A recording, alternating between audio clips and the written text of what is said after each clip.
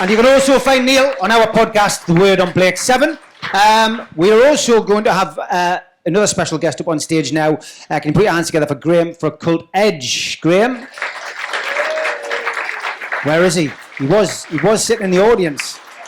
I've got to get Grahame up next. There he is. Here he is. Keep the applause going. He's milking it. He's milking it.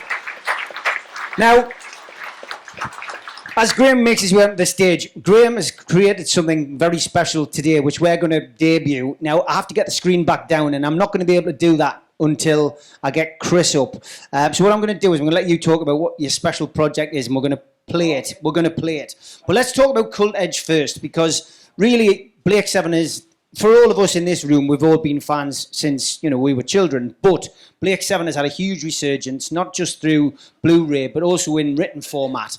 We've already heard from Neil with Vindictus. But with Cult Edge, honestly, the work that you and Jonathan Helm have done, and the people that help you, the design work you do, the written stuff, and the research, I'm sure we all agree is absolutely fantastic. I think a round of applause for that, just from that alone. How long does it take? How long does it take to put together a series guide, for instance? I mean, that work that you put in. Okay, well, we do it in our spare time. We don't get any money for this. It's all done outside of our full-time jobs and so on. So, I mean, it takes probably longer than it would do if it was a full-time job. So I reckon, in terms of amount of time, probably about 7 to 8 months to put together one of the production diaries. And again, that's pretty fair for most of the publications, actually. The magazines are slightly quicker. It really depends on how quickly John sends over the copy. Because as soon as he sends over the copy, I'm just devouring that Word file. I mean, I'm sitting in bed with that Word file, before I sit down to design it, because I want to know the story of Blake 7. So I'm learning all the time what's happening, what's been happening on the show over the years.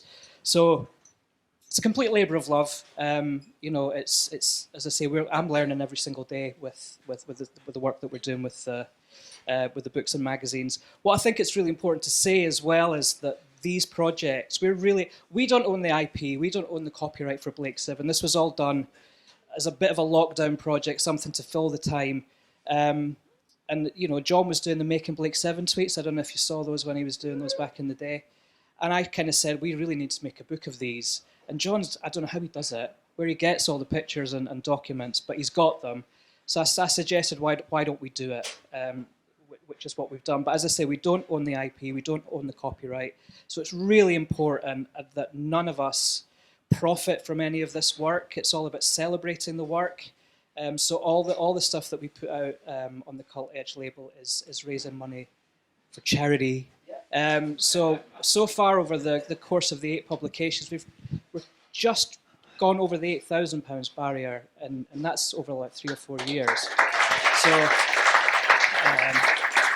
we have had a lot of really good faith from the people that do look after the IP properly. People like the Blu-ray team, the BBC, the Terry Nation estate have all kind of said tacitly through other people, okay, carry on. You're not tarnishing the brand. So we're very lucky in that regard. But as I say, none of us will or ever make money on these books. It's absolutely out of the love of it. And they're the books that we kind of wanted as kids. These things should have existed 30, 40 years ago. So it's great to have them there. I like having them. I do them for myself more than anything else. Fantastic, and that was the whole inspiration behind doing this, because like I mentioned earlier on, I went down to Steventon, met you and met various other people down there, but that was the inspiration for doing this, because I'm doing this for free. This isn't a money maker for Steve Wraith and the guys who were with us. Everyone has given up their time for free to do this today, and that's fantastic for us. So we're following in the same vein and following by your lead. So what's next? We know that there's another magazine coming out. When's that due out? Oh, I suppose I should really start it, shouldn't I? We've got lots of stuff for it. Again, as I said, the magazines take a lot quicker to produce than the books. But the next thing will probably be the Series C production diary. I'm halfway through designing chapter 2 of 5. John's just sent over chapter 3, which I'm in the middle of reading. It's brilliant. It's really good. So I guess we'll be finished that around about October time, so it'll be available in November, in time for the 30% Black Friday Lulu offer. because I know these books are hugely expensive, and I'm really sorry about that. But I guess there's no other way for us to print these books without us spending a lot of money and, putting a lot of risk in terms of, getting a stock, if you like. So, but yeah, that'll be out in November. The next issue of the magazine, which is going to be a Series B kind of special, so it'll tie in with the Blu-ray a little bit, I think. So there's lots of really cool Series B stuff in there. And we're also launching a Cult Edge magazine, which kind of expands the universe beyond Blake 7. Blake 7 will always be at the heart. As the T-shirt says, we love Blake 7. But this is about expanding it into other shows that don't get the love that they deserve. Moonbase 3, yeah.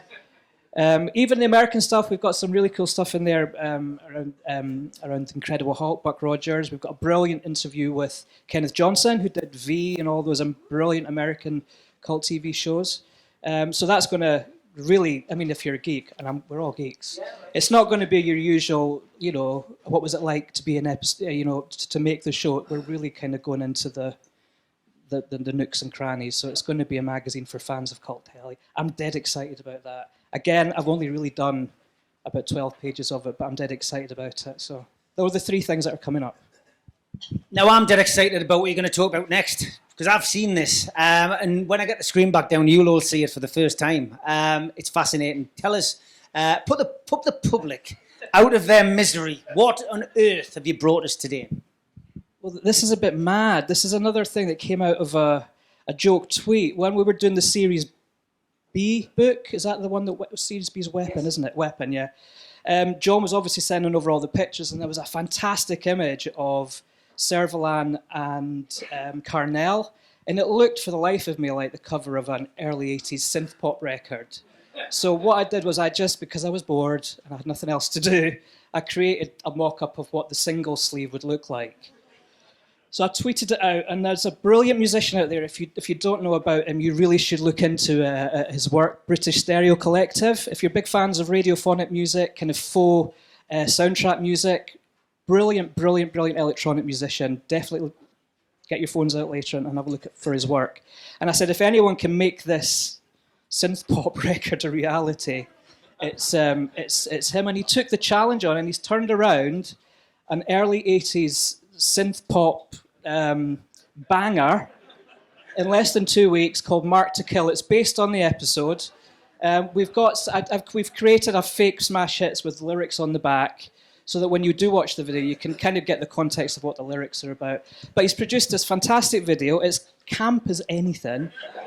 It feels to me like it's come straight from 1981, 82, and I think he's done a wonderful job, and I can't wait for you to see it.